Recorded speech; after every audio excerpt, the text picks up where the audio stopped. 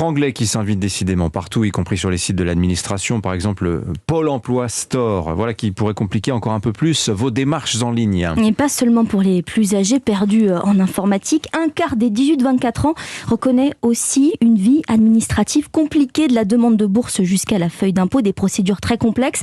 C'est 14 points de plus que le reste de la population selon le défenseur des droits. Des jeunes hyper connectés, certes, mais seuls face à leur écran. Le reportage de Siam Spencer.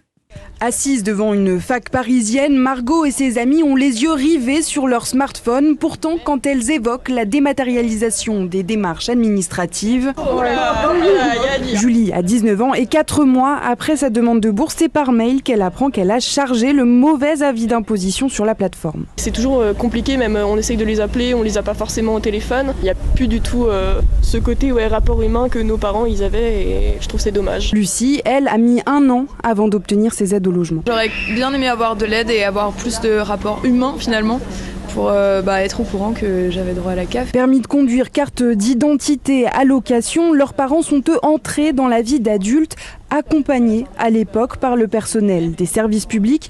Ce n'est pas le cas de ces jeunes qui misent sur l'entraide. Du coup souvent tu demandes à d'autres étudiants qui sont peut-être plus âgés ou qui ont déjà fait ça. C'est vraiment par relais et c'est pas les institutions qui nous aident. La défenseure des droits recommande de simplifier les démarches en ligne et de rouvrir des guichets pour que tous aient le choix entre un écran et un agent. Le reportage de Siam Spencer.